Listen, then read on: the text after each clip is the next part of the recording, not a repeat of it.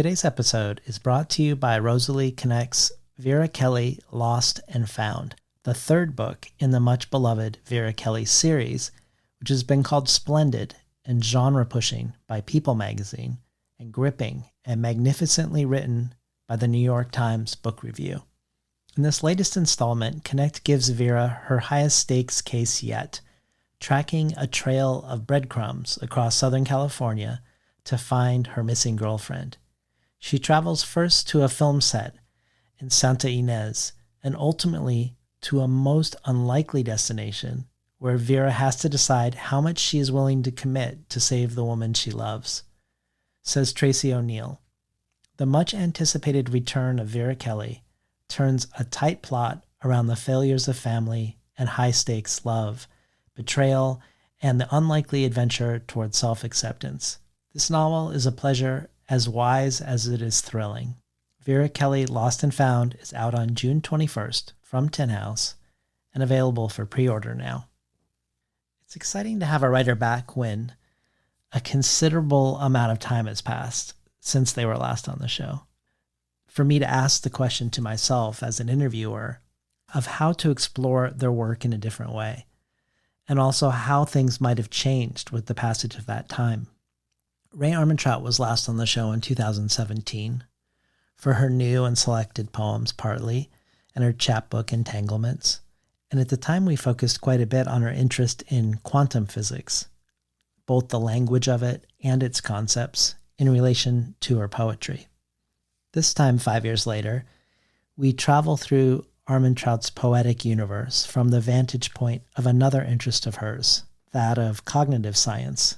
And when you travel in this realm of how we construct meaning and the effects of language making in the world, it ends up touching on many other things, from anthropology to philosophy to questions of selfhood and voice and truth. Really, both cognitive science and quantum physics, when you lean into the reality of them, they both can feel very surreal. And the physics can't help but evoke questions of metaphysics as well. During the conversation, Rae reads and discusses many poems from her new double collection Finalists, and also one poem from an as-of-yet unpublished manuscript, one she is just finishing or has just finished. And for the bonus audio archive, she reads quite a few more for us from these as-of-yet uncollected poems. To learn how to subscribe to the bonus audio, where you can hear remarkable readings from the likes of Jory Graham, Alice Oswald, Rosemary Waldrop, Nikki Finney, Ada Limon, Natalie Diaz, and others, head over to patreon.com/betweenthecovers, where there are a ton of other enticements for the listener who isn't yet a listener supporter. One of those that every supporter gets is the email that accompanies each episode, that includes many of the discoveries I made while preparing for that given conversation, videos, podcasts, lectures, essays, scholarly work, and more, as well as pointing you to things that are referenced when we talk.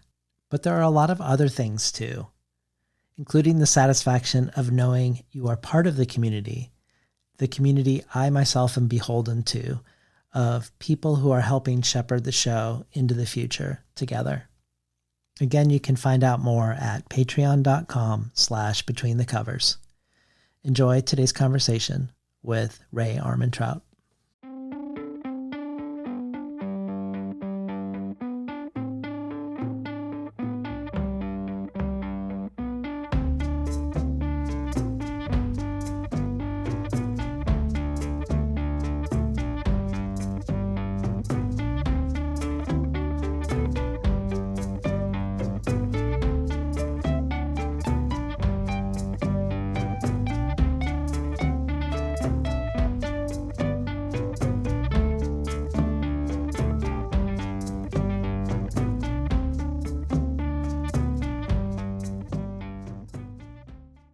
Good morning and welcome to Between the Covers. I'm David Naiman, your host. Today's guest, poet Rae Armantrout, one of the original members of the language school of poetry that emerged in the 1970s, first appeared on Between the Covers in 2017 to discuss her new and selected poetry called Partly and her quantum physics-infused poetry chapbook, Entanglements. Prior to us talking, she had published 14 poetry collections, including the winner of the National Book Critics Circle Award and the Pulitzer Prize in Poetry Versed, a collection written in 2008 beneath the shadow of a likely terminal cancer diagnosis. Since we last talked, she has published Wobble, itself a National Book Award finalist, a book that, as described in the jacket copy, plays peekaboo with doom, but doom of a different sort, of imminent systemic collapse, as well as the collection Conjure, which, like much of her work, explores the nature of consciousness and selfhood and the mysteries of language and voice, while also engaging with the looming ecological crisis and aging. Nick Cave said of Conjure, "Unsettling, slippery intimations move just below the surface of this enigmatic and unforgettable new collection of poems. For the record, Rae Armantrout is my favorite living poet." To extend Nick Cave's enthusiasm backwards in time, Robert Creeley described Armantrout's work as having a quiet and enabling signature. "I don't think there's another poet writing who is so consummate in authority and yet so generous to her readers." And poet and critic Stephanie Burt adds, "William Carlos Williams and Emily Dickinson together taught Armantrout how to dismantle and reassemble the forms of stanzaic lyric, how to turn it inside out and backwards, how to embody large questions and apprehensions in the conjunctions of individual words, how to generate productive clashes from arrangements of small groups of phrases. From these techniques, Armantrout has become one of the most recognizable and one of the best poets of her generation." Michael Robbins adds, "For nearly 40 years, Armantrout has made a poetics of not finding the right words, of finding, in fact, the wrong ones, restoring the strangeness of experiences we take for granted." And Grace Cavaliere says, "Call it modernism, postmodernism, constructivism, avant-garde, or a mix. What we encounter are minimalistic, fragmentary structures that make the whole by breaking the whole." I'm happy to welcome Rae Armantrout back 5 years later now to talk about her latest book, 2 books in one, entitled Finalists, which, like most of her books, is out from Wesleyan University Press. Eileen Miles says of Finalist, "Rae thinks in a poetry by now, that must be it, that one can turn out book after perfect book, and it turns out they are all made of poems. But what are poems made of? Rae, I think, what she is." And finally, David Wu for the Poetry Foundation adds, "If Armantrout shows a new attention to aging and death in the COVID era, her aim is to gain insight and epiphany through the kind of astringent epistemological estrangements that her work has long mastered. While death is a central theme in this work, Finalists emanates the radiant astonishment of living thought." Welcome back to Between the Covers, Rae Armantrout. Wow, I think that is probably the longest and fullest and most generous, to echo your word, introduction I've ever had. Yeah, okay, thank you. Glad to be back. Yeah, I'm happy to have you back too. As I was telling you when we were corresponding, I really love David Wu's description of your latest book, of being death-haunted, but yet emanating the radiant astonishment of living thought. And it makes me think back to a lecture you gave at the University of Chicago, where you were reading from a work of an academic on the lyric, who themselves were riffing off Nietzsche and his views on the Dionysian versus the Apollinian. And you read an assertion that goes, "When representational reality returns from oblivion, it must return as a figure." And then you answer, "Really? Must it? Must it return as a figure?" And I kind of wanted to start here because a lot of your work, at least Sense First, goes into and returns from oblivion of some sort, whether a diagnosis, a financial collapse, looming ecological catastrophe, aging, mortality, global pandemic, the degradation of language. And you definitely don't return with a figure in the traditional sense. But what you do return with is, I think, on the one hand, a strange sense of disequilibrium and uneasiness, and on the other, a sort of vivaciousness, a buoyant sense of the comedy of everything. It feels like, again, the word generous, a generous gallows humor, perhaps, that's life-giving. And I wondered how both this characterization strikes you, and also how you see yourself in terms of what you do bring back from beyond the representational reality, from what is being called here the oblivion. What do you bring back traveling there and coming back for us? I really like the descriptions. I mean, David Wu's and your own, which are sort of similar. I mean, I like what Wu says about astonishment, because I think that a lot of my poems do begin with a kind of astonishment, or at least puzzlement, sometimes at ordinary, sometimes at not so ordinary things. And I think what you said is true about disequilibrium and uneasiness. I think I have a kind of ground state of uneasiness, but it's easily triggered by what's around me. But on the other hand, yeah, humor sustains me in general in my life as well as my work. I remember Elvis Costello saying in one of his songs, I used to have his albums, I used to be disgusted, but now I try to be amused. Actually, I think it's gone beyond that, though. Now I'm really sort of terrified and depressed. I mean, but I can still laugh, oddly. Does that just mean that I'm out of touch with myself? I don't know, but I'm pretty depressed and terrified, because it seems like human beings just can't get it together to take any action about global warming, even though the disasters are completely apparent now and they're coming faster and faster.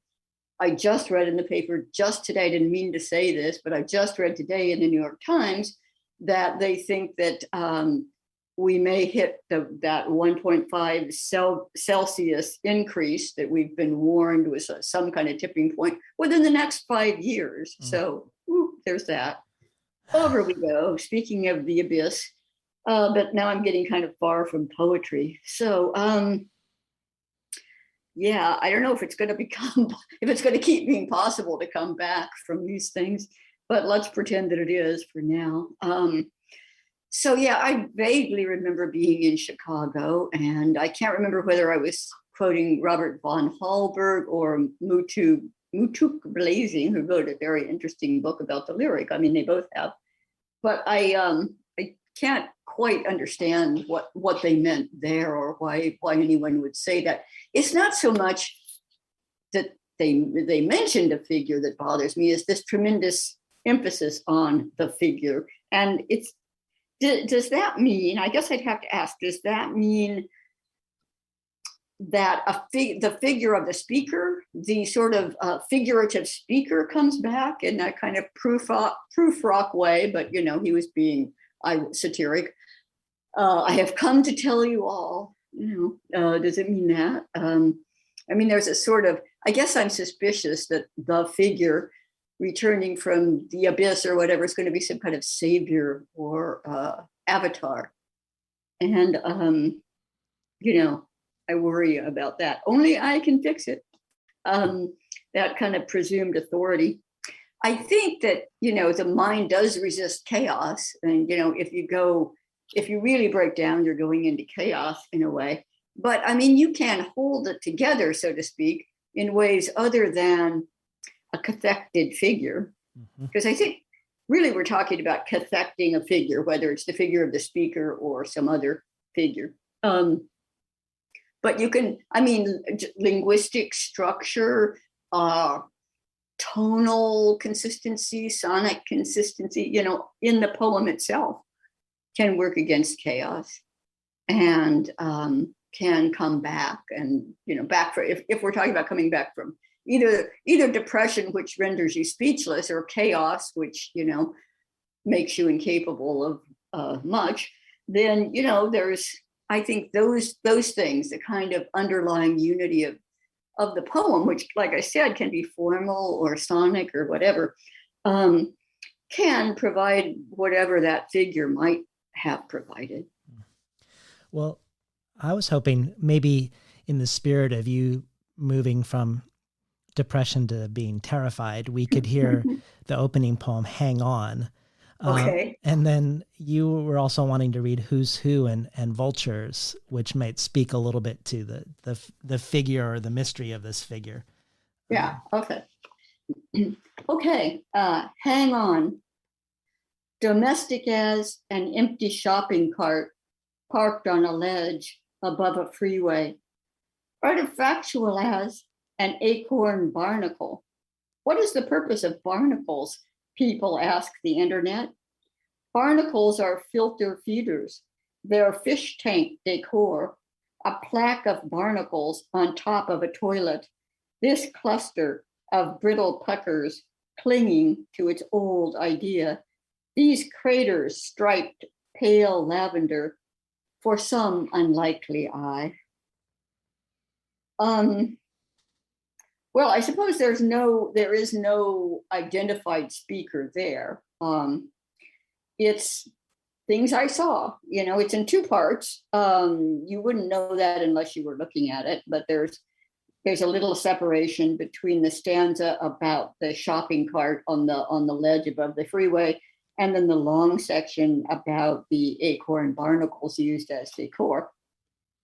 I saw the shopping cart parked on the edge of a freeway as I was driving, and I thought, it was empty, but I guess, I don't really know why it was there. Often we see things and we don't fully understand them, of course, and that sort of makes me put them in poems.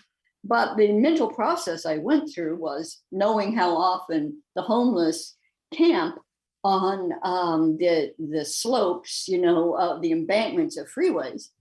And seeing that this was right on the edge of such an embankment, I thought, well, okay, how the homeless sometimes have their possessions that they push around in shopping carts. And I thought, could be that someone pushed the shopping cart to there, took out their clothes and their possessions, and went down into some kind of encampment down there. So that was what I was thinking, but I don't really know. An empty shopping cart certainly does not, in fact, seem very domestic. So when I say domestic as, whether there was, it's just an empty shopping cart or whether it was left there by the homeless person I imagined, it's still not exactly a good emblem of domesticity. And then artifactual as an acorn barnacle. Well, is a barnacle an artifact? It is, I guess, if you take it out of the water, take it out of its context and put it in a fish tank. So I think in both of these sections of the poem, there is something of out of context. There's something out of context. And also perhaps there's a lostness about that, about things seen out of context, and a kind of precarity, perhaps, that, especially if the shopping cart did suggest the homeless to you, and the barnacles are now, clinging on to something on top of a toilet. By the way, I will fess up.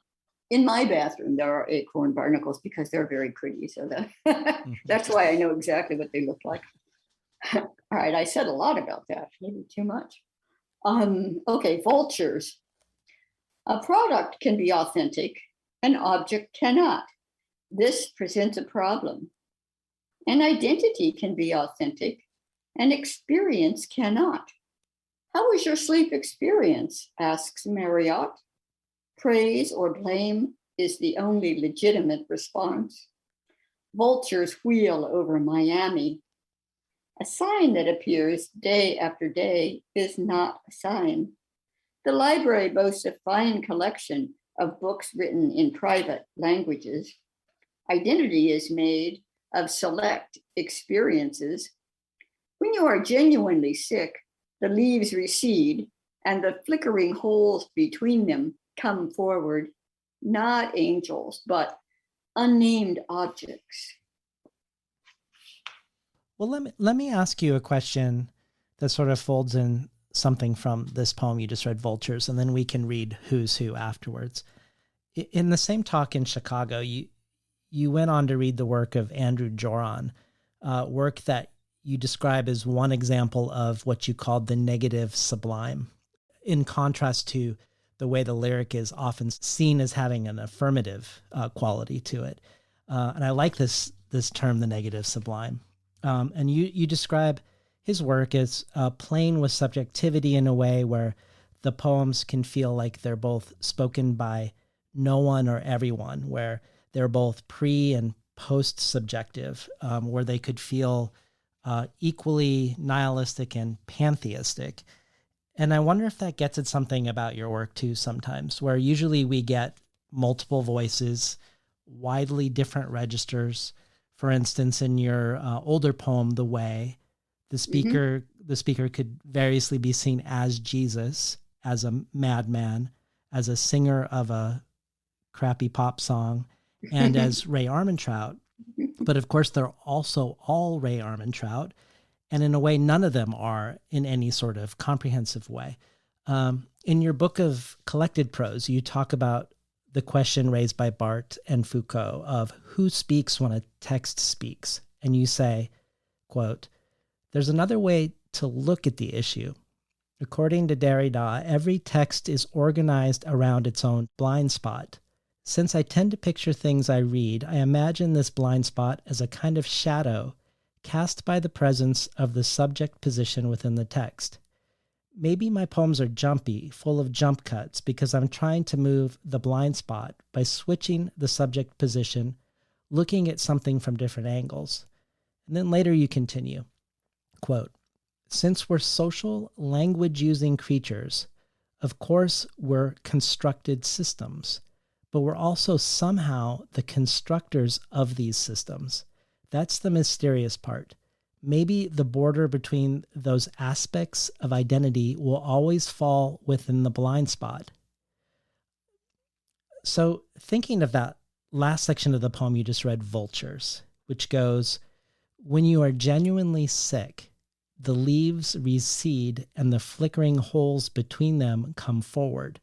Not angels, but unnamed objects."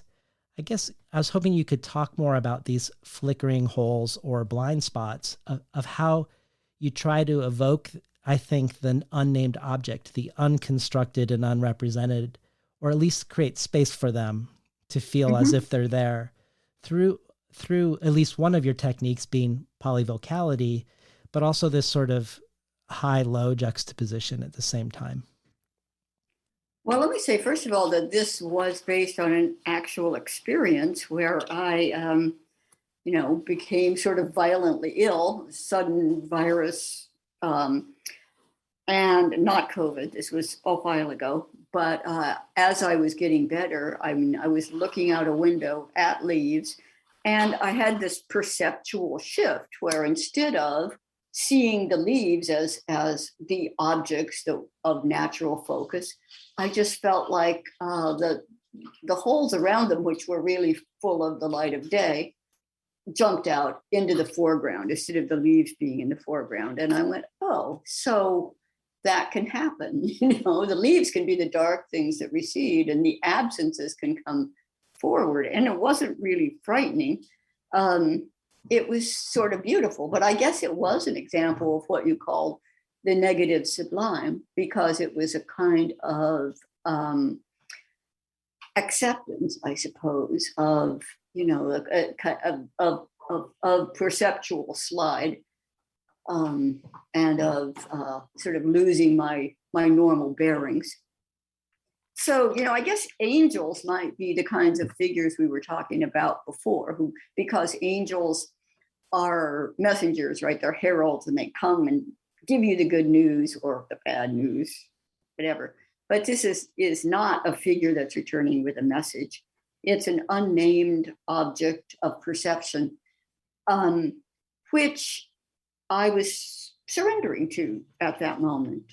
So in a way that's personal, but it doesn't have to be. This whole thing is the whole poem is really kind of about the construction of identity. Identity is made of select experiences. I think that's literally true. We don't choose to remember or can't remember everything. of our lives. And so the things that we remember tend to be things that will fit in our story, our life story as we see it. So we are selecting, selectively creating our identity out of certain experiences we have and not others. But I'm also playing with the word select because I started out with Marriott, and it's asking how was your sleep experience, this idea that everything has to be rated and everything is commercialized. So I was using select in that sense too. Let's hear the other poem you wanted to read specific to this notion of coming back from oblivion with a figure. I think it was Who's Who. Right. Who's Who? Yeats saw a fish as a mysterious girl, which made the world seem more fuckable. He wanted to follow her home after he killed her, but of course did not. Here's the thing, says the brand spokesmodel, waving her Diet Coke and sounding beleaguered yet defiant. Just do you. That's based on a poem, a famous and gorgeous poem by Yeats called The Wandering Angus or Wandering Angus. And I can read a little bit of that so that you can get the sense of it. I mean, basically at the start, he catches a slender trout and, it's kind of the shiny, slender trout. So it's already gendered, at least in my mind there. And then he lays it down and goes to tend to the fire. But then it goes through a change. So this is from the Yeats poem. Someone called me by my name. It had come from a glimmering girl with apple blossoms in her hair, called my name and ran and faded through the brightening air. So then we find out at the end that he's been pursuing this figure, this vanishing figure of the girl for decades, because he imagines he's going to catch her someday and pluck the silver apples of the moon, the golden apples of the sun.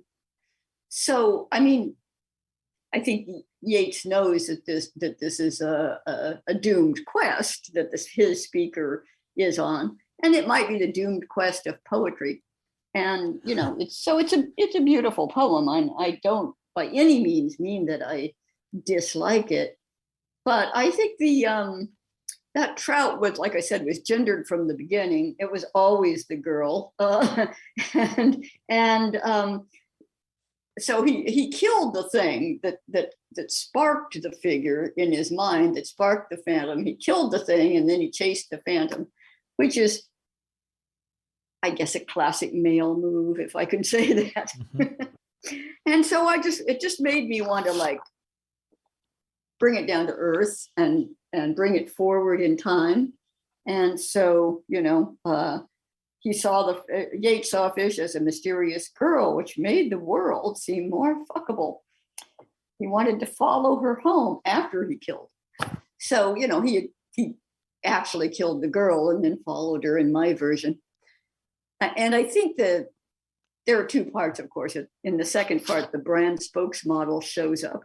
And that had a different inspiration. I actually saw a commercial on TV several times in which this spokesmodel waving a Diet Coke said, just do you, but the sense there is that you catch the fleeing girl and she is now this, commercial spokeswoman who is hawking magic soda that's going to make you somehow brave and original. Yeah. Well, I think that is part of the uneasiness is like the juxtaposition of the Diet Coke commercial with Yeats, getting that dissonance. But I wanted to ask you something that I guess is an intersection of poetics and process, thinking about the paradox of trying to represent the unrepresentable in language, and that we are both constructed systems and the constructors of those systems, or similarly, how you've spoken about your distrust of metaphors, but you also recognize them as fundamental to the way language happens. And so even sometimes when you're undermining metaphor or a metaphor, you're using metaphor. Maybe by extension of your desire to write poetry with language that both invites and is shaped by what is outside of language, you said, I want to deal with what it means to be a finite person.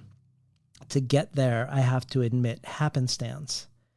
And I wonder if that is related to a line in one of the poems in Finalists that goes, doubt is an out-of-body experience. That perhaps to realize we are finite, to see around the world that we've constructed with ourselves at the center of this construction, we need to find a way to get outside of it, to have it be interrupted by something other. And I partially bring this up because you were on a recent podcast called Acid Horizons, a philosophy podcast, and you talked about the process of writing for you, and you said that you like the way the world can enter unexpectedly into a poem and then change the trajectory of the poem. So in a sense, it's breaking that tendency of self to construct. Similarly to when you're sick, maybe your brain is tired and not constructing the leaves the way you normally would. And as you discussed it further, it was clear you didn't just like it, but in a way you were creating circumstances for these interjections that derail the individual narrative. And these interjections become sort of co-writers in a certain way of the poem. And I wondered if you could just spend a minute talking about both the process of this for you and also maybe some of the philosophy behind it. I have, as I developed as a writer, found that if you wait a while between between stanzas or between sections of a poem, new things will come in, and they'll come into the experience, they'll come into your mind, and they'll have to be accounted for, and they may change what you wrote originally. And I think that happened with the Who's Who, my take on the Yeats poem. I started out writing about Yeats, and then this, maybe I did that in the morning, and then in the evening, the brand spokesmodel was there. And normally that would maybe not have made it into a poem, or that would have just been irritating. But suddenly, I saw her as some kind of way that the pursued woman speaks back, or, you could see it, you could construct it that way. You don't have to. But I decided it would be interesting to let her be in the poem. Sometimes, of course, it happens faster. I'm writing and then suddenly, I don't know, a bird flies by. I want to get the bird into the poem.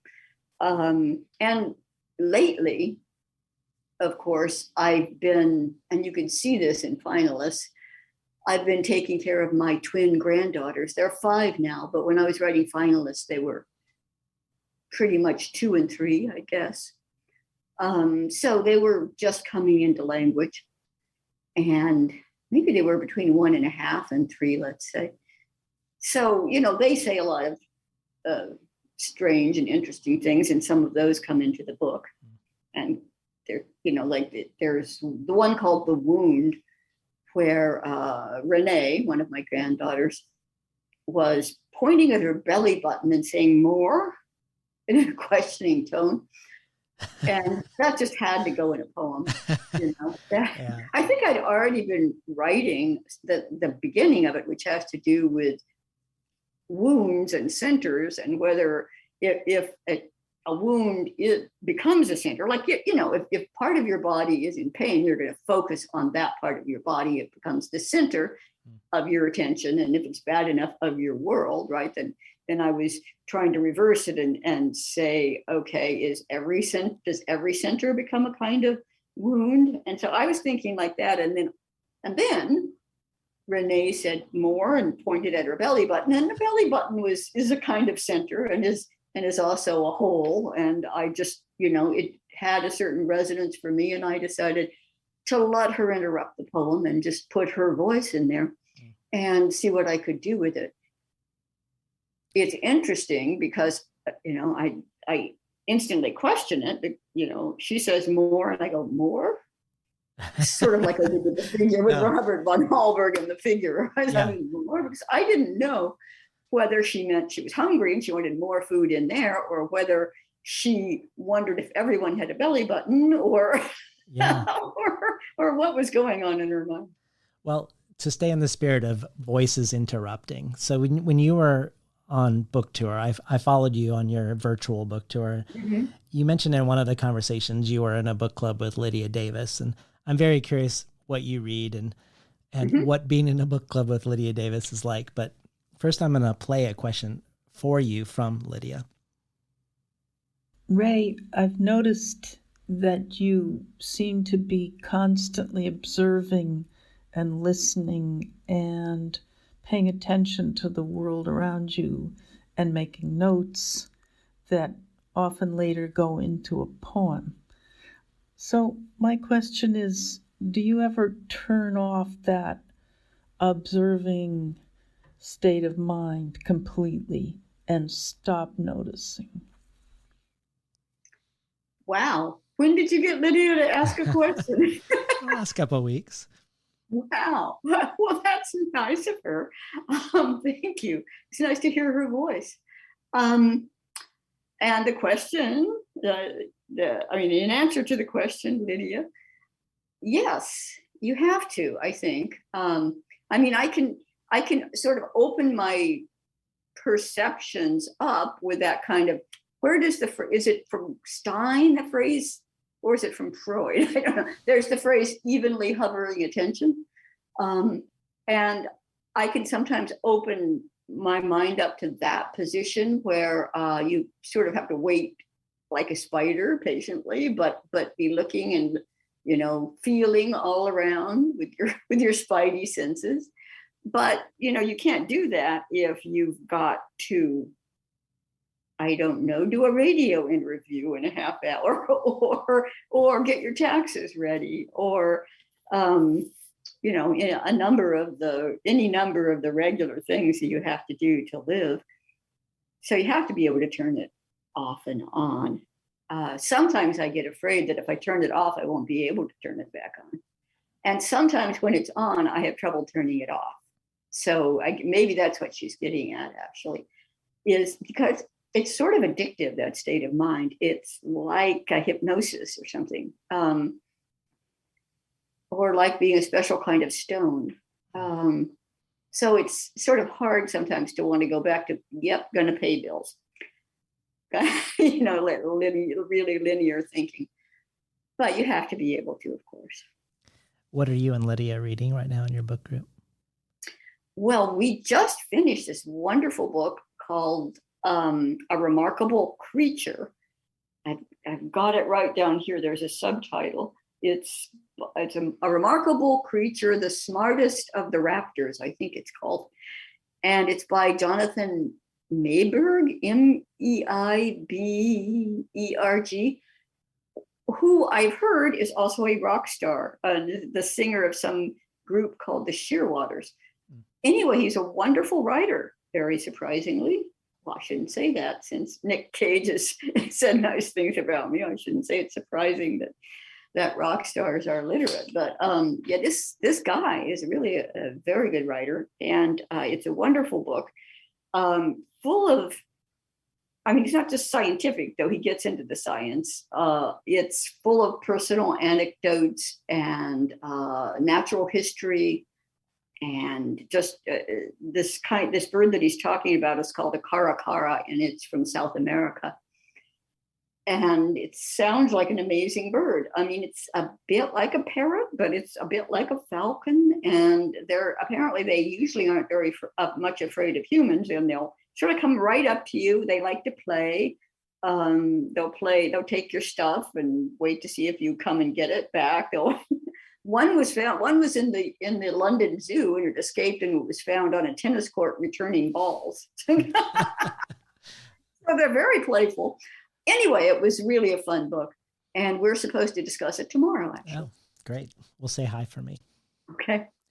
So my favorite conversation that you had for this book so far is with Monica Yoon, and she talks about how you've been a longtime mentor for her, and she seemed really deeply attuned not only to the important elements that define your work, but also to subtle ways the work has changed over time.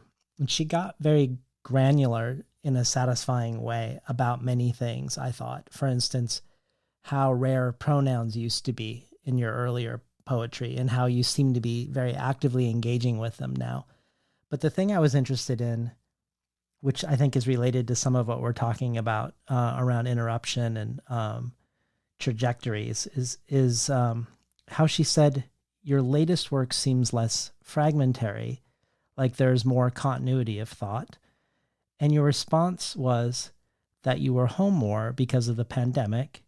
You were writing in one place more often and for a longer period of time rather than across many different places, which was the way of your normal habit pre-pandemic. And that because of this, your thoughts become more extended. This feels like a great example, paradoxically, because your thought is more extended, but it feels like a great example of allowing the world to unexpectedly come into a poem and change its trajectory. Because here, literally, the virus comes into your life and is changing poems and the poetics of the poems. And it made me wonder if there were other things. I know that the two books under the title Finalists, called Threat Landscape and Finalists, are together mainly for pragmatic publishing reasons, and that the latter half of the first collection was written during the pandemic and the second collection entirely under it. But to me, the second collection feels different formally. For one, more formally varied. There are zigzagging stanzas in some poems. There are prose blocks. There are poems where the sections aren't numbered or separated by a symbol, but actually have subtitles or titles. And I wondered if you see this shift as a viral caused shift also. And either way, whether there are other ways that the pandemic or the virus has changed your poetry the way Monica seems to be noticing. I do agree that it became more extended and more continuous. And at first that made me nervous, I guess. Will I still be me if I do that? But then I leaned into it, as they say, deciding that it was a kind of an experiment and that I would do as much of it as I could. And so in the second half of the book, in Finalists, there are a lot of longer poems. There are some long prose poems. There are poems also with longer lines. I was experimenting with longer lines. One example that I could, you were talking about subtitles, and that reminded me of the poem Crescendo, which is an experiment in that it's the same material written in two different ways. There's the light 1 and the light 2, and both of them are about the view out this very window I'm looking at right now. Now it's spring, but I was looking out this window, sitting in this very chair, in fact, when it was fall, and the leaves that I was looking at were yellow and gold, and they were soon going to be falling off, which is disturbing to a Californian like me. I was going to feel bereft. I already felt bereft.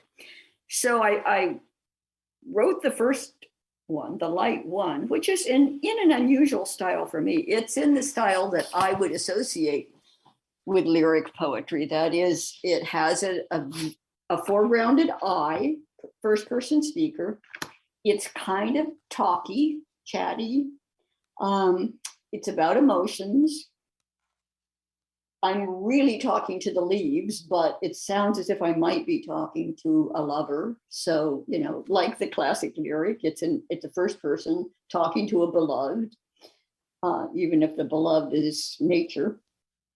So that's the first section. And then the second section, same tree, same color scheme, but the first person is suppressed. It only comes in once, and then it's not as an I, it's as a my. And it's just it happens much quicker, condensed almost like an imagist poem. And then at the last part, it opens up into a more sort of historical / political view. So if you can keep all that in mind while I read it, I'll read it now. Crescendo, the light, 1. 3 o'clock, almost 2 hours of light left, glorious on the ornamental pear. Some leaves grizzled dark red, the large leaves of what we think is mock orange, yellow again, as when they first appeared, and will soon fall. I'll miss you so much when you're gone. I'd miss you if I looked away, or if a cloud covered the sun. I miss this moment as it goes on happening. The light, too. That little tree, leaves now grizzled, gold and dark red, is past all transaction, stiff in crescendo, praising no one. The gold my people raised the world for, cashed out there. So as you can see, I basically started in the same place with both of them and just did it differently. And so that's a kind of an experiment, first time for me.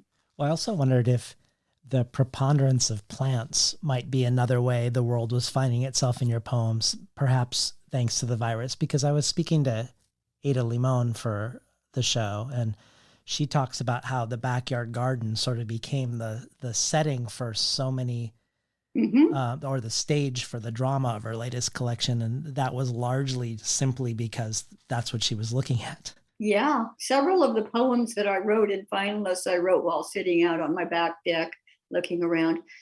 The truth is that I've always written a lot about plants. If you look, I don't know about always, I don't know about all the way back to my first book, but for decades, I've put plants in because somehow I just love them. They really occupy me visually. So that is not new.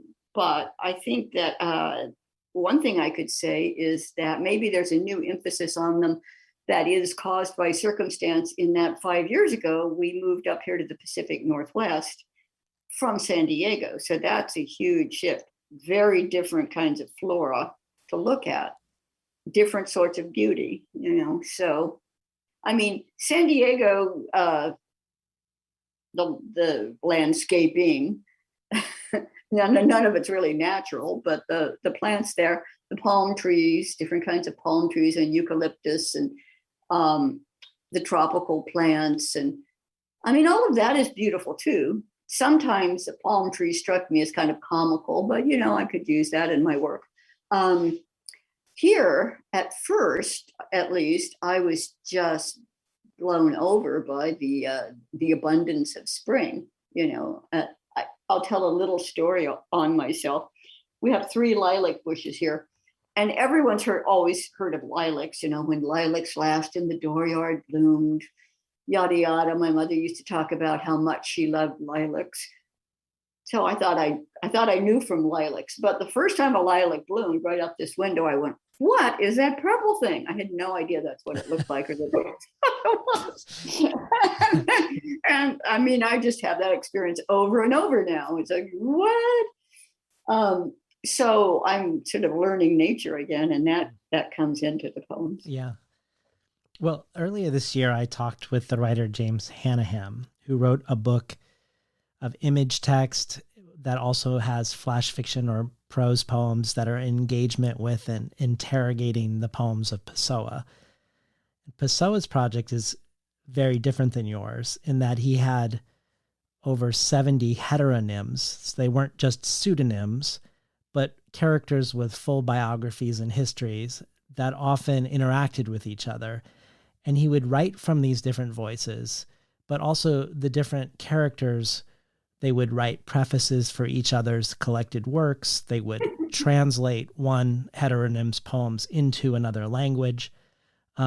Whereas your voices are not only within every poem together, there are many ways you undermine the authority of them, not just by the other voices being alongside each other, contradicting each other or putting each other at a place of unease, but also putting some of the words in scare quotes and through what you call truth effects, declarative statements with false bottoms, which later on I want to talk a little bit more about. But one effect I think your work shares with Pessoa is that both of your works raise questions about what is a self, which you've already referred to earlier, the construction of the self. How do selves arise?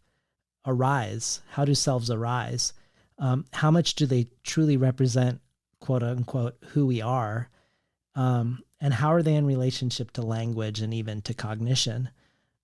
I say this as a preface to wanting to read the epigraph to James Hanaham's book, a book called Pilot Imposter. The epigraph is from a book called Reality, A Very Short Introduction by J. Westerhoff. And the epigraph goes like this. When we say that the self is superimposed on the constituents, the question arises, who does the superimposing? When considering the self as the unifier of our experiential world, it makes sense to understand it along the lines of a pilot in a flight simulator. From a range of perceptual input, our brain creates the image of the world in which the self operates. We cannot step outside of our brain, so we have no way of finding out what the world beyond the intracranial simulation is like. To us, it does not even feel like a simulation. But the problems with the Cartesian theater suggest that there is no pilot, no self, for whose benefit the simulation is put on. Rather, the collection of our physical and mental constituents acts like a total flight simulator that not only simulates the information received in the cockpit, but simulates the pilot as well. The self, as the unifier of our perceptual input, is a simulation or illusion, yet there is no non-simulated or non-illusory someone experiencing the simulation or having the illusion. So thinking of Finalists, which has many poems that explicitly engage with simulation, and also back to poems like Vultures, where maybe we see the cracks in the simulation because we see our reality simulated a different way when our brain is tired. We see the holes instead of the leaves. And even back to this notion of what can we bring back from oblivion, if not a figure. I wondered, I guess, what, if anything, sparks for you around hearing this quote, whether you think there is a there, a self beneath or beyond language and constructed perceptions of the brain. That's a really good question. And I've read a lot of books like this one. And since you mentioned this book to me before, I have now read this book. Oh, really? Yeah, I got it on my Kindle and read it. And, earlier, years and years and years ago, I read a similar book called The User Illusion. And I've read a number of books about the nature of consciousness, from Daniel Dennett to Donald Merlin. So I am very interested in this, and I think it's a really good question. I've read enough to know that there is no central processing unit, at least one has not yet been discovered in the brain. There's no little lump of cells that all the other neurons connect to in some way at the center so that the Cartesian theater can play out there. And I've also heard before the experiment that he quotes, I guess a guy named Libet did a famous experiment that showed that we're already preparing to act. The action potentials in our muscles are already starting to gather before we're aware that we've decided to do something. By the way, though, that famous experiment has never been actually duplicated. But I've read a lot of this stuff. It makes sense to me. I mean, I know that our senses only give us a limited sense of the world. I mean, it is like they say, the user illusion. You don't perceive things that you as a living being aren't going to be able to make use of, really. So a bee sees a different world. I mean, we all know that. They perceive colors we don't perceive. They perceive chemical signals that we don't perceive. So the world we see is already kind of just a sliver of reality, if it is even that, which is, I guess, the question. I don't think we can even say that it's simply the world we see, because the seeing itself is constructed. Because I was thinking, like, a conversation I had last year with Elisa Gabbert, whose book was partially about this. Like, apparently we have a blind spot, a literal blind spot, where our optic nerve is, where there are no rods and cones. That's, I think, the size of something like a grapefruit at arm's length, that we would normally see all the time, but our brain fills in with extrapolated data. So it's not stuff that we actually see, but the brain makes that go away. Yeah. And then something that happens, every second of our lives, we get sound and sight at different speeds. So our brain holds one of them until the other arrives and then packages them. Yes. Which is not how it's happening.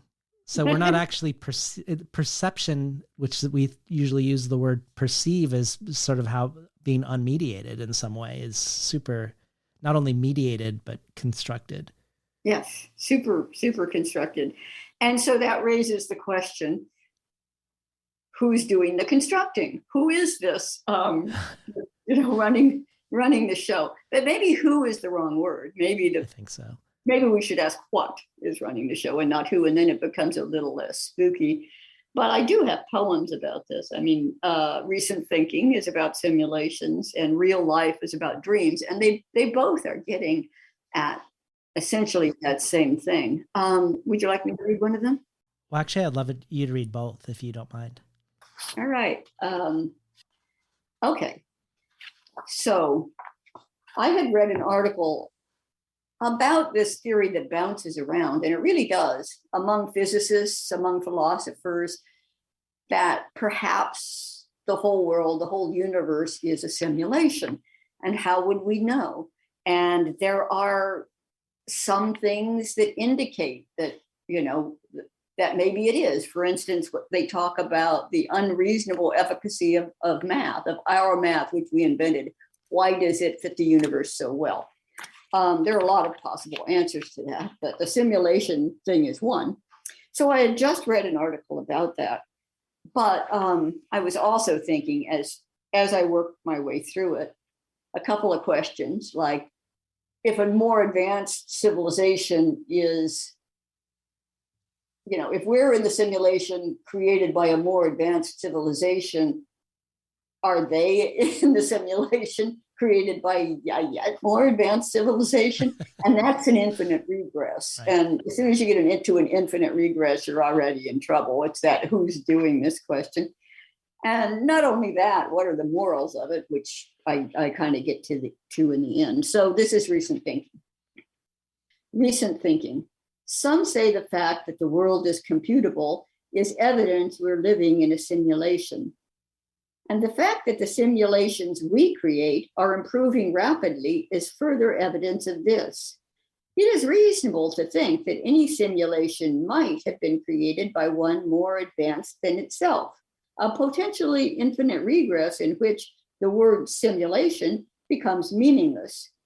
Experience suggests that simulations are games with both player and non-player characters. No character has explicitly stated that we should destroy the biosphere to test the limits of the game. I guess if you really thought you were living in a simulation, you would want to test the limits of the game. Yeah. Could we hear Real Life too? Sure. This sort of poses the question in terms of dreams, which is something I've wondered about for a long time. Real life. A dreamer never wonders what she will do after her dream. A dream can be banal, repetitive, and still be totally engrossing. This is not to say it seems real. A dreamer holds no such belief. The dream's POV may or may not be lodged in an image. These avatars, when they do appear, are discontinuous, clearly unnecessary. A dream needs only your attention. In a dream, there is no sleep. I've been listening to Rae Armantrout read from her latest collection, Finalists. So thinking of this question of life as a flight simulator with or without a pilot, it makes me think of another thing you said in your collected prose. Experience is double. Doubleness is the essence of consciousness. And perhaps similarly, Lynn Heginian says, the quote-unquote personal is already a plural condition. Perhaps one feels that it is located somewhere within, somewhere inside the body, in the stomach, the chest, the genitals, the throat, the head. One can look for it, and already one is not oneself. One is several, incomplete, and subject to dispersal. It also makes me think of the opening to your poem, Rae. A human begins by claiming to be something else. And then later, this is called capture or entrainment. Last time we talked a lot about quantum physics, and this time we're talking much more about cognitive science. But I wondered if this doubleness, the personal is already a plural condition, and when you go looking for its origin, you already aren't yourself, or that consciousness is essentially, at its essence, double. If that's related in your mind to what we've been discussing. I mean, Rae really started from practical observation, taking care of the girls. A human begins by claiming to be something else, a red bird in a picture book, a little red Corvette. Well, the little red Corvette wasn't something. That's, of course, a Prince song, but a red bird in a picture book, is the kind of thing that a kid says, I'm that. There was, since they're twins, they often ask each other.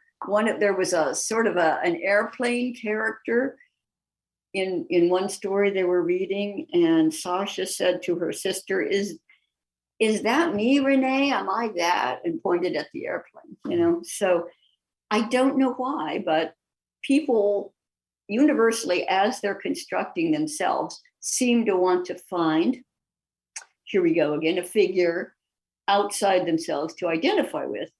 And so that's how a human begins. This is known as capture or entrainment.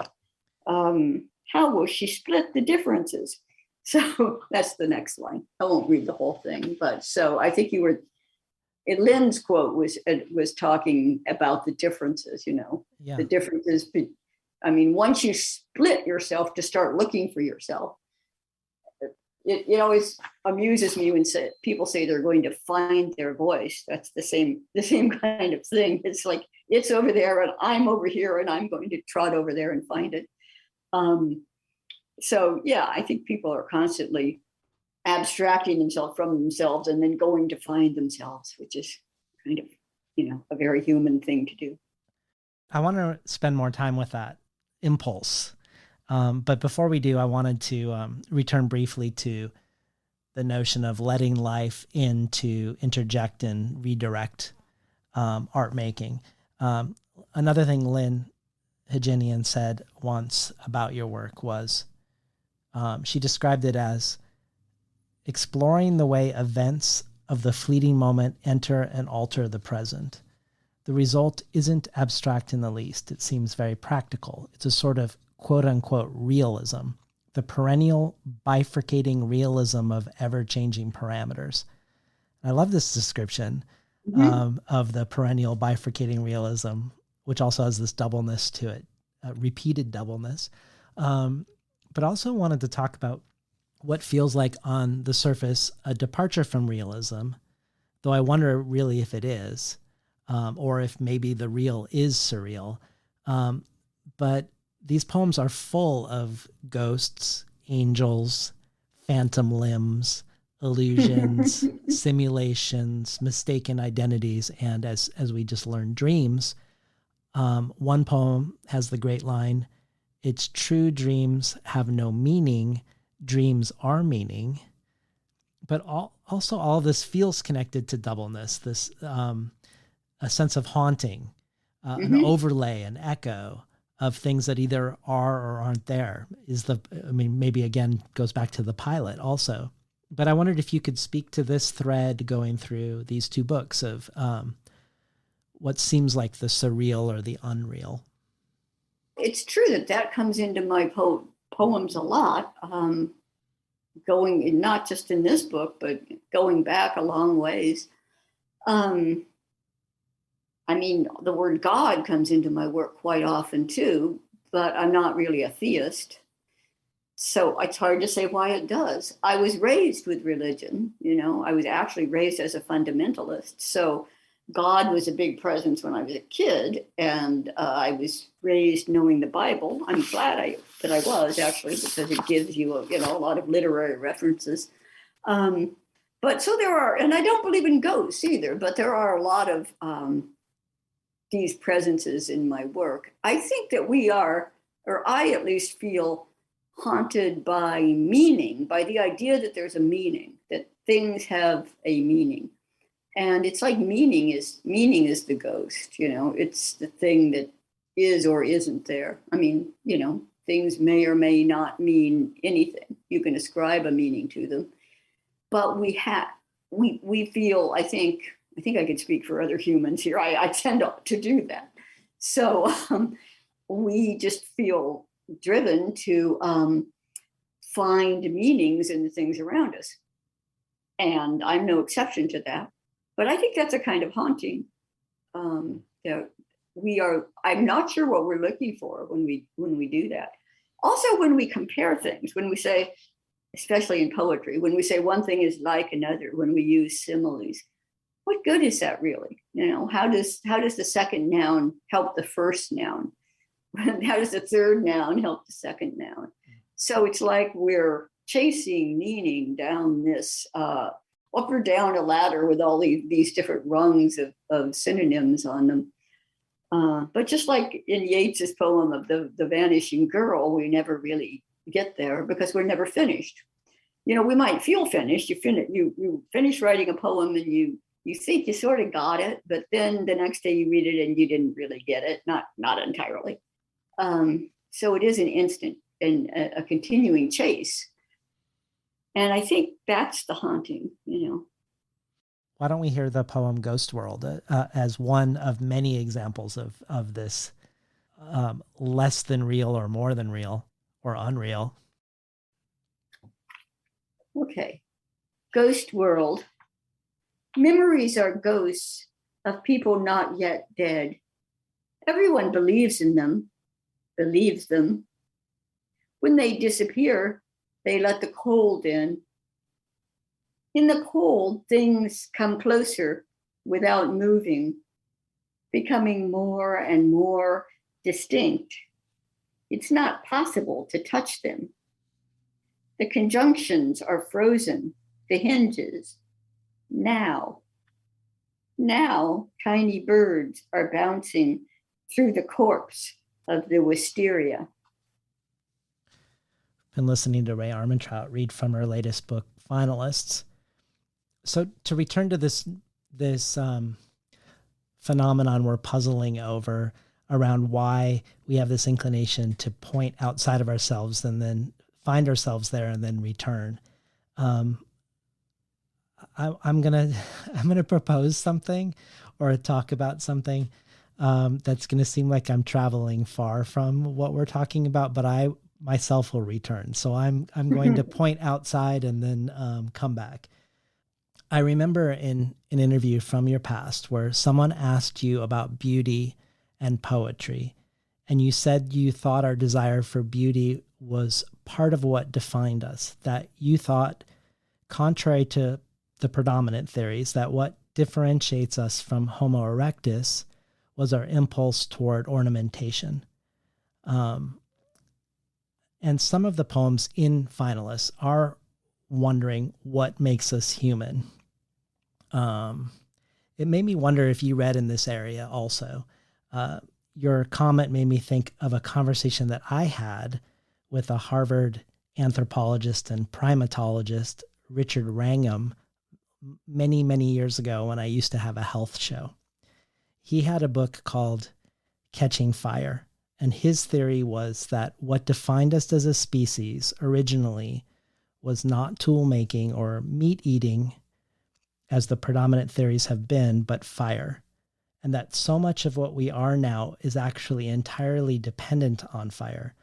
And I'm remembering this from long ago, so I might get the specifics wrong. But for instance, from memory, that gorillas spend a really significant portion of their day chewing and have these super long intestines to process their food because of the raw food, to make the nutrients available to them. But because we could make the nutrients more immediately available by using fire, we could dedicate some of our energy towards something else, because the quote unquote cooking that happens in our gut is now happening outside of us in a pot. We can have shorter intestines now and develop larger forebrains. We do this in other ways, by grinding grains into flours, by fermentation, but really, according to him, we had become dependent upon and co-evolved with fire. And he looked at raw food communities in Germany, where even though they had way more access to high nutrient foods and high quality oils and nut butters than any of our ancestors could ever dream of, people who were entirely on a raw food diet, over half the women would stop menstruating, which suggested to him that it isn't biologically how we're set up to be, to eat only raw. At the time we talked about this, we talked about it with the framing of humans being processors, that we did these things, whether it be grinding or fermenting or heating, that made the nutrients more available, and that perhaps we had gone too far in modern society with processing, and that's partly why we have this epidemic of diabetes and heart disease and obesity, because we've taken processing beyond the beyond. But while I was preparing for this interview with you, I was starting to think about that conversation really differently. So this is now me extrapolating from Wrangham, not Wrangham himself. But if this theory is true, his theory, not only have we outsourced digestion outside of our own bodies to grow our brains, fire has also led us to lose our body hair, which he talks about. So we've outsourced our human fur to clothes. And because we've focused on our brains, we've also outsourced development to something outside of the womb. Because many primates, and this is also something he talked about, many primates come out right at birth very capable and coordinated and oriented. They can climb up onto their mother's breast and immediately puzzle out breastfeeding. Some even assist in their own birth, sticking their hands out first and then helping with pushing. Whereas we have this unusually extended time of being utterly helpless and vulnerable, not just what some people call the fourth trimester, that first 3 months outside of the womb post-birth, but really for many years. And I guess I wonder if all of this offloading of bodily functions to things outside the body, our clothes representing our skin, our pot representing our stomach, the cradle representing the womb, if somehow this, like your suggestion around ornamentation, is related to this desire to continue to push the edge of the virtual and the simulated, if maybe why we keep creating these things outside the body, maybe there's something about Homo sapien. And I don't know if you've read about this. So, I mean, this is an unfair question, but I do wonder if this creates any thoughts for you in hearing it. Sounds like you should write a book about it, because you have some interesting ideas there. I like where you're going with this. You know, the how we've been creating the virtual world since the get-go. You know, it's not all about meta, although I'm worried about where we're going. But yeah, that's very interesting and persuasive. And you know, I think what I was saying about ornamentation and beauty can be a sort of, can also be true without contradicting that. What I read about beauty, there is a book about this, but I'm not sure I can remember the author's name, is that it has a lot to do with female sexual selection. And that female sexual selection in a lot of species, in some species, it's, you know, has to do with how fit and strong the animals are, you know, the rams that have the strongest horns and, you know, that can push the hardest. But in other species, in a lot of bird species, it's got nothing practically to do with survival, and is even sometimes counter to survival, but it's driven by female choice. And so I just thought that was interesting. But speaking of things that are unnecessary and have nothing to do with survival, our sense of the beautiful, that people always say, oh, we pick symmetrical faces for our mates because symmetry equals health. I don't know if that's true or not, but I understand that argument. But what's that have to do with, loving certain color combinations, liking certain shapes, liking the light on the leaves that I'm looking at, painting, but why are we that way? Why do we spend so much time feeding our eyes and searching for things that we find beautiful? I mean, some people spend more time admittedly doing that than others, but it seems like a very human thing to do. And it, as far as I know, has no convincing relationship to survival. So I just think that's interesting. I've written about that elsewhere, like I think in my last book a little bit. Could we hear much and conjugations? Sure. Much. To know someone is to know what they think they're doing. What do you think you're doing? It is not a question to be asked of an animal or plant. Understanding this question is what makes us human. That was one idea I had. Pretend play develops in babies between 18 and 24 months. They are preparing their answers. I just wanted to get an impression and then to make an impression on you, though I don't care much for you. Don't leave me alone with these notions. So that, what do you think you're doing, is already asking you to separate yours, which if we do ask each other that, or something like that, some version of that pretty often. And that's really making a demand that the addressee separate himself from himself so that he can answer that. What do you think you're doing? Before you were just doing it, but now you have to say what you think you're doing. You have to stand aside from what you're doing and talk about it. And that's a demand we make on each other, which is strange and also a very human thing to do. And the other one you wanted, conjugations. Conjugations.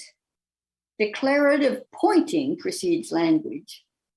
We're joined here at the bear in the Santa suit, the black-capped chickadee, the beaded cottage with no way in or out. See, you press a stuffed frog to a stuffed pig and look up. Are they kissing? Are they fighting? We ask, jumping to our old conclusions. Listening to Rae Armantrout read from Finalists. So I want to spend a little bit of time with the question of truth in a variety of ways. Your memoir is called True, which I loved.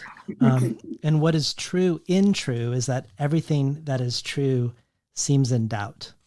All your family stories, that they helped hide Jesse James, that your grandfather died in a snowstorm after a mysterious knock on the door, the fortune teller prophecy. Which did come true, by the way, sort of. Even something as seemingly simple as naming and names. Your father's biological father had the last name Cummings. Your father's adoptive father's last name was Armantrout. People called your father Boats. His name was John William, but he was called Bill. And as an adult, he wanted to be called Mike, and that is what his wife called him. Mm-hmm. And you yourself are in some ways, in this memoir, True, lost or amidst the family myth-making, under the shadow of your mother's idealization of outlaws. You are planning to run away to Mexico to be a bandit, and you sleep with a pearl-handled .22 under your bed.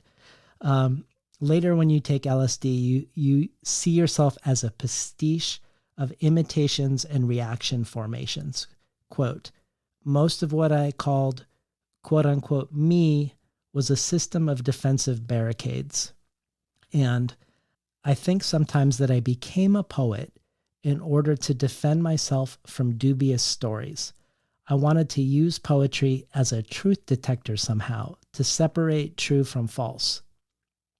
One of the techniques which I referred to earlier you often use is what you call the truth effect.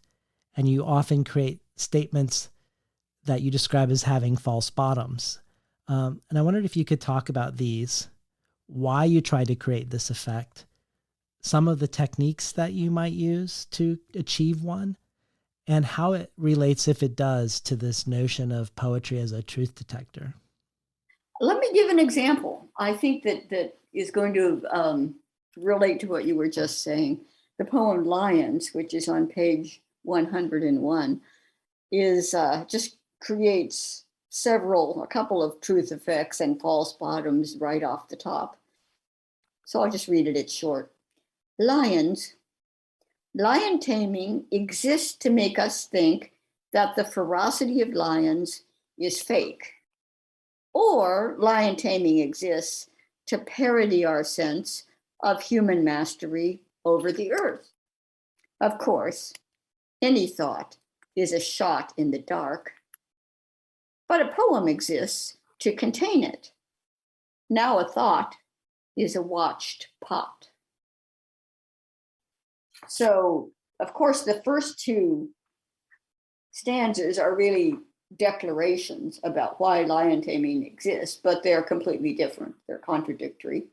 And to me, either one of them is plausible.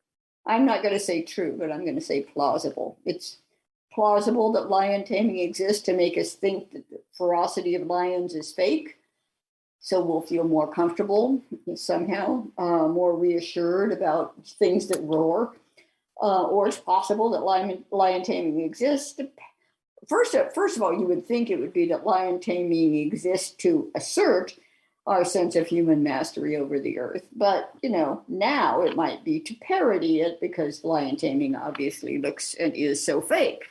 So that's possible. Maybe it's a kind of parody. Any of these things is possible. If I had to choose one, I couldn't. So, of course, any thought is a shot in the dark. I guess that's also a truth assertion. It's one that I'm maybe more behind, but it too is dubious in that any thought is a shot in the dark. Well, that's a metaphor.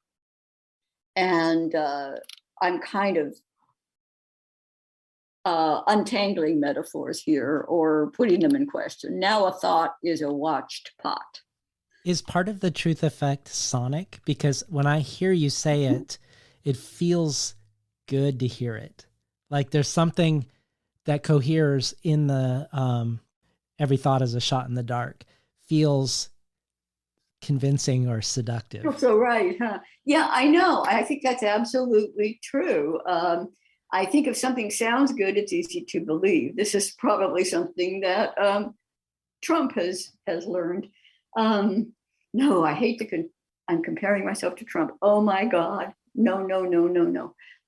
I don't want to do that.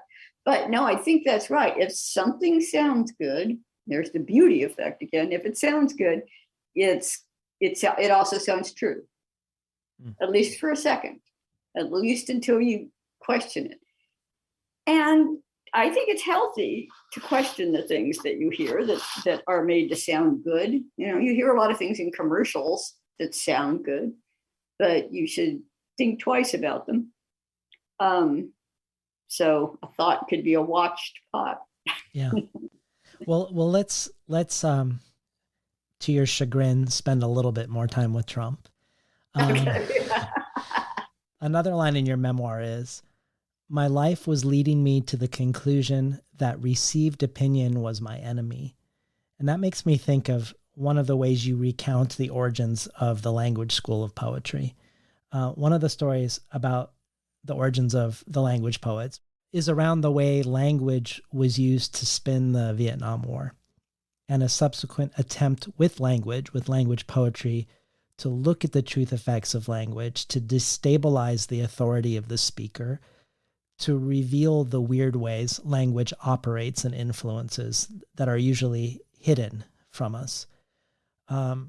Much as you talked with Monica Yoon about how the virus affected your writing, I'd like to talk about the Trump effect on language and truth, and whether it has affected your poems and poetics. For me, when I think now of the Vietnam War era spin compared to what we're faced with, the former seems very quaint in comparison, because now there's an entire industry built to sustain not just spin, but an alternate reality of quote unquote facts, where you could constellate quote unquote sources to defend this alternate position. You can live in a universe of spin now that denies what used to be considered agreed upon fundamental truths, whether the world is round, whether evolution exists. And I bring this up because other artists and performers find themselves reconsidering how to be in this climate. Many comedians ask, how do you do satire when the world is now the joke? I have guests come on who write prose who say they're now mostly writing nonfiction because what can fiction do in a world that is already so fictional? And I wondered, in this light, with all the ways you work with truth effects and destabilizing the sense of a speaker's relationship to truth, if with all the ways cultural relativism, which arose on the left, has now been weaponized by the right against it, with the world itself feeling like a truth effect. If this has changed your relationship to writing and or created new impulses, or maybe made you step outside of your poetics and go, do I want to like slightly or radically reorient myself because of the atmosphere that I'm working in? I'm just curious if, I want to compare it to the virus, something else has entered this sphere now, right? And how is that changing the trajectory of the poem, if at all?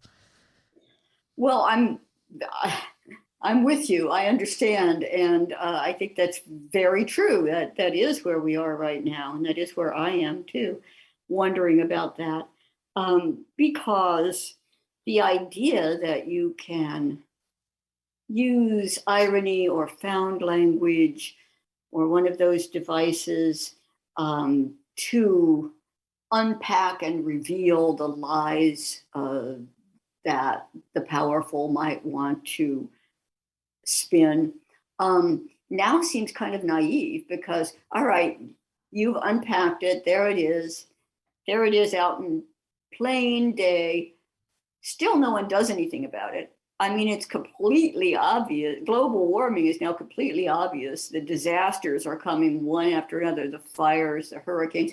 Nobody's doing anything about it. The idea that, just showing that something is happening is going to make it change sort of implies that there is a benign parent watching who will, come in, or that the state is benign and will go, oh, I didn't know that before, but now that you mention it, it's very clear now, maybe it always was and we were just too young to see it, but it's very clear now that that is not the case. I mean, Trump can just, say, he said it during the campaign, but I mean, now it's completely obvious that it's true, that he could shoot someone on Fifth Avenue and get away with it, He could, it's true, apparently. So in that world, what do you do? I guess Jon Stewart quit comedy because he couldn't stay ahead of it, maybe. He's an example, and now he's doing more direct activism. One of the best examples of recently of a parody that got traction is this whole "birds aren't real" movement. I love that. I love that, and that is actually pulling the chains of these QAnon people. Now the "birds aren't real" guy is getting death threats. Apparently, I'm not sure that's a good result, but at least he's having an impact, because it's pretty obvious, to people that birds aren't real is about as believable as the QAnon premises. But anyway, what can we do as poets I don't have a version of birds aren't real, really, but I think to some extent, I just keep pointing out what I see because that's what I do. That's the way I make it clear to myself. That's the way I stay sane. And I could read poems that do that, but I think there are other things we can say about what poetry can do too. I mean, besides unpacking truth effects that are really lies, there's a way too that poetry can help us now maybe survive because it can play. I mean, I think even when it's in the midst of dark material and dark times, that poetry is somehow inherently playful because of the way that it can spin and move, and spin in a good way, move among different discourses, and pick and choose and combine and recombine in creative ways.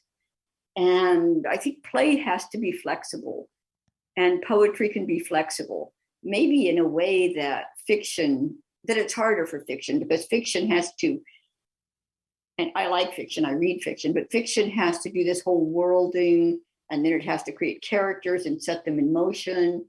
And once they have this trajectory, you can't just say, never mind, what about this? But it's easier in poetry to be playful, I guess, with language in a way that can be pointed, but it can also be joyous. So that's one approach. Another approach, I guess, is that it's kind of the opposite, is that you can just take the route of being very careful with language, as opposed to, and in contrast to, the great carelessness that we see now, in Trump's speech, but not just Trump. All of these people, these pundits, mostly on the right, and politicians, who will obviously say anything and then, don't care what they're saying. Well, I think poets always care what they're saying. So we're a counterexample in that way. We're always thinking about the words.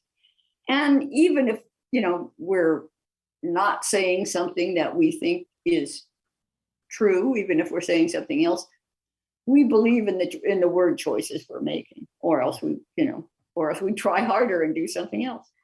What else? Well, I guess the world is still beautiful, so we can elegize the world as the beauty of it is, probably drying up. We can try to record what's happening.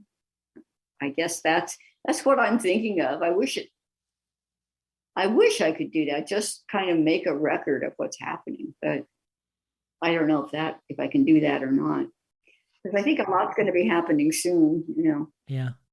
It's just interesting. It makes me think of when I was talking to Arthur Z, who doesn't write a climate change poem, but because he writes about mushrooms, for instance, or mushroom hunting over 50 years, it ends up tracking climate change and everything else. There's all this recording, and through the passage of time, his poetry becomes a record in a way also. Yeah, I do believe in doing that. So I think there are still things that poets can do. I mean, I don't have the illusion that it will make any difference. Not that let's change the world with our poetry. I never thought that. Yeah. But, at least there'll be, I think all writers are leaving a kind of record. And so, that may be valuable at some point when civilization is really collapsing and struggling. Well, you'd said that you had a handful of poems that this engagement with the Trump effect made you think of. Is there one or two you'd like to read? Talking points is an appropriate place to launch from. Talking points, it's on page 158 if you have it. Processing plant blames living conditions. Incredulity mimics boredom. Children prefer to listen to a talking animal. This tells us something about the world, but what? There is thought at work here, but it's not traceable to a known speaker or agent. I'm Tiger, Tigger, Trigger, says the sock puppet. I mean, speaking of astonishment, I started this at the point when Tyson Foods was blaming the way the virus was spreading among its workers on their living conditions, which were crowded. Now, why would their living conditions be crowded? Because Tyson Foods didn't pay them enough to have separate apartments, right? I mean, so cynical, such a cynical use of language. So that's where this starts. Processing plant blames living conditions. Incredulity, that's my incredulity, mimics boredom. I suppose because I'm listening, to so much of this, it's just, outrage fatigue. So that's a poem that I guess just points to the problem, like there. Yeah. Has a certain amount of astonishment in it. In the new manuscript that I think have just finished and I'm going to send to my publisher over the next couple of days, there's a poem called Seeing Reason that's exactly about the problems that this environment raises for writers. So I thought I'd read that. And, really it's about me and how I write. So even though it's she, it uses the pronoun she. Quite often when I want to write really about myself, I put it in the third person for whatever reason. Seeing Reason.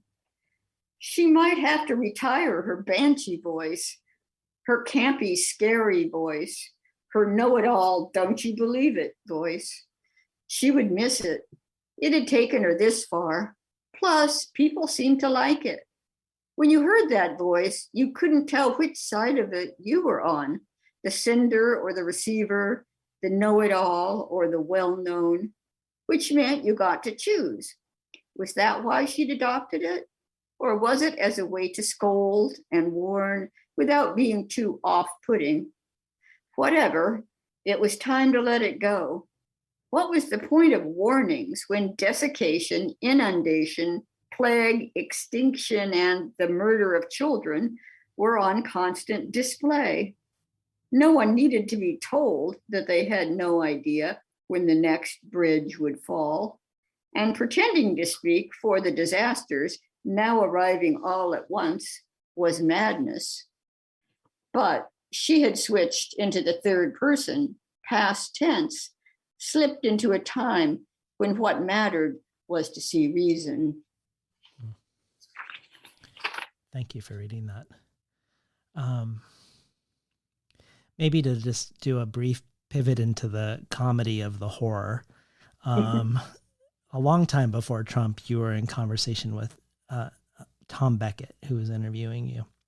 And you respond to him at one point and you say, quote, I think you've been trying to talk about social space, the way we connect with each other in language and poems from the beginning. And I've been resistant. Why do I resist? Really, it comes down to the fact that I don't have much that's original to say on that subject. Right now, I feel pretty pessimistic about social space. Contemporary American culture is such a degraded linguistic environment. Have you seen that Taco Bell ad where a Chihuahua, dressed like Pancho Villa or Che Guevara, encourages a cheering peasant army to try the revolutionary new taco, the gordita? So much for the avant-garde. What do we do? Stop watching television, someone might say. But this stuff is so telling. What do we do? Put it in poems and interviews and perpetuate it? Hope that the culture can get its tongue so far into its cheek that it will implode? I love this, but I do think that one thing that's interesting about what you do is that I think you do allow the degraded linguistic environment into your poems. You don't wall your poems off from this language. And I don't think you're letting the degraded linguistic environment in to perpetuate it, as you fear that might do in this conversation. But it feels like you bring it in to stage it and then interrogate it. And I guess I wondered whether you saw that as true, that maybe like the virus or a totalitarian buffoon, you let the revolutionary new taco into the poem in, in some subversive fashion. Yeah, I mean, I can't help it because I write about whatever interests me or whatever upsets me, whatever puzzles me. And these things are that, they interest me, they upset me, they're part of my environment. So they're going to enter in. I guess that's the compact that we were talking about before, is that everything that is real, that's part of my perceptual environment, can potentially come into the poem. And so those things are certainly part of the environment. Yeah. I don't, some people ignore that, but then aren't they giving a very partial picture of the world? Well, as we start to approach an ending, I want to make sure that we talk about what seems like you becoming steadily more and more of an ecological poet, for lack of a better word. And perhaps the biggest way you push against the way the right has weaponized the truth with alternate facts is the undeniable way the world is on fire in your poems. In your last book, Conjure, you said that you wrote the story of fossil fuels and climate change using horror movie tropes because they use the same beats, where we know what will happen if we do what we know we shouldn't, but we do it anyway. We can't help but do it, just like in a horror movie. And I'm curious if you feel like it's a similar relationship in Finalists, or if it's a different one. It feels different to me, perhaps, but I'm not sure that I have the words for it. But talk to us about your relationship to the ecological in Finalists. To some extent, it's a continuation, and then to some extent, perhaps it is different. I mean, it certainly it gets nothing but more acute, and there are quite a few poems here that focus on fire. I mean, now that I've moved up to the Pacific Northwest, we have smoke season. I thought I was getting away from that, but no, now August is smoke season. And sometimes the air is really hazardous. It doesn't really burn right around here, but as you know, you live in Portland, right? And yeah. Portland almost burned. I mean, who could even imagine that? I was used to that living in San Diego. I mean, one time they were going to evacuate San Diego on Navy ships. Can you imagine? But one time they were almost going to evacuate our neighborhood. We were like next, and they said to go to the stadium if we were told. And this was after Katrina, and I was like, no stadium, not going to a stadium. So anyway, yeah, there are a number of poems that invoke fire. Too much. The end of too much information is about packing up after there's a fire. One that I was going to read, I think fire is only implied in this one, but the weather certainly becomes a character, as well as the kind of postmodern attitudes that we've been talking about and what to do with them in this century. So, okay, riddance. Okay, we've rendered the rendition how often? What were we trying to get rid of? We exposed the homeless character of desire to the weather. Shall we talk about the weather? Worsening 4 times faster than expected, 8 times, until the joy of pattern recognition kicks in, until the crest of the next ridge is what remains of division. And in that last stanza, I don't know what a reader will picture ever, but what I pictured is, because I've seen this, is fire coming over a ridge, or there being only one ridge between you and the fire. So your situation when the fire comes is, you are united with the last town that burned. Well, when you think of the title of these 2 books, Finalists, I mean, normally when you think of the word finalist, you think of something achieved of excellence and the acknowledgement of that achievement. That's obviously not the case of this book. David Wu says that you title the new collection after a headline from an online article about nature photography. The line is, "These wildlife finalists will take your breath away." And Wu says, devoid of context, the headline is deliciously insipid, but becomes profound the more one contemplates it, calling to mind the extinction of species and the fact that evolution makes all living creatures wildlife finalists. But I wonder if you mean it in a different way, that maybe we're the last generation, the final generation to live on a mostly inhabitable planet. But I'm wondering if you could speak into finalists for us. Yeah. Well, that's basically is what I meant. I mean, I did get it from the wildlife photography program. He's right about that. And I heard that phrase, these wildlife finalists will take your breath away. And again, astonishment, I'm just really, wow, wildlife finalists, because so many species are going extinct. But then I was also thinking I don't think we'll be the last human generation, but I think we might be the last generation.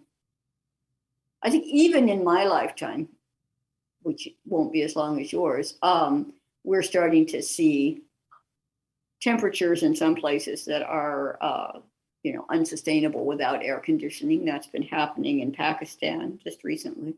I think, in your generation, we may, I mean, I'm not saying it'll be the last generation. I don't think that's true, but I think the climate is becoming unstable so rapidly that society is going to start coming apart. And once society comes apart, I don't know how many generations we have left. I do worry about my granddaughters and the kind of,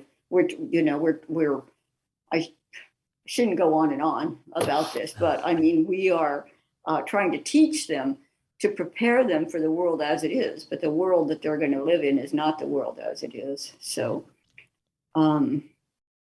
yeah, that's kind of what I meant by finalists, is that we're, the last generation to at least to live as we live now is alive, I would think, at this moment. Well, maybe it's fitting we started with Oblivion and we're ending with finalists.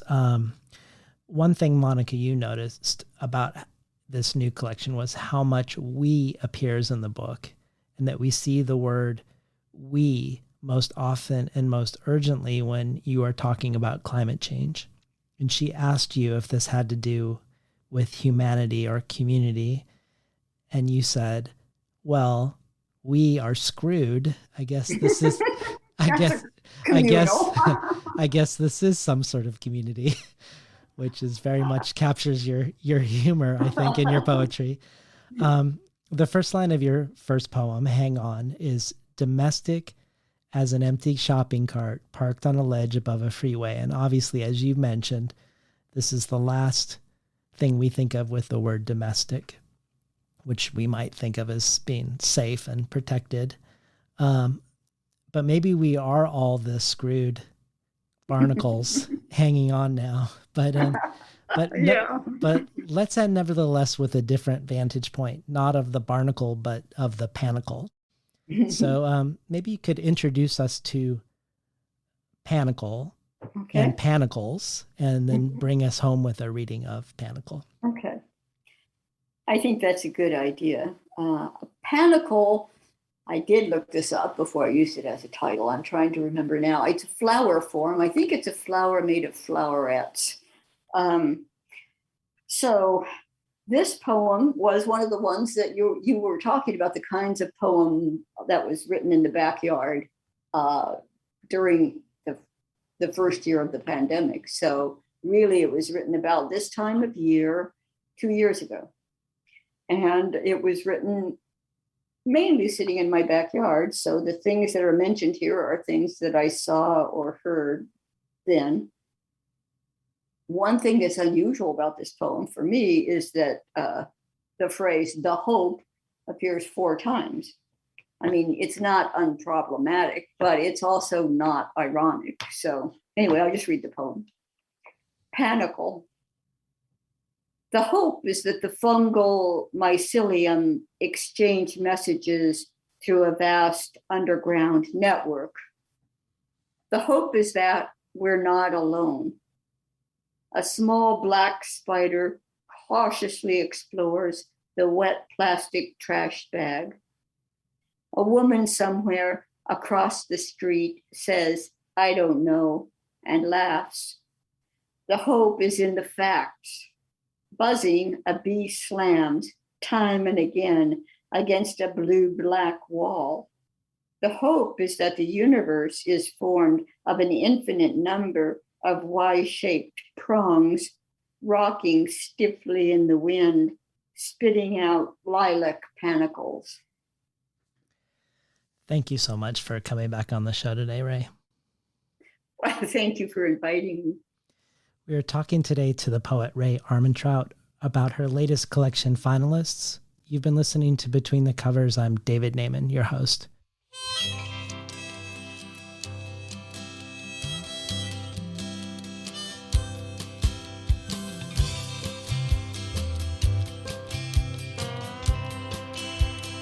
Today's program was recorded at the volunteer-powered, non-commercial, listener-sponsored, full-strength makeshift home office of me, David Naiman.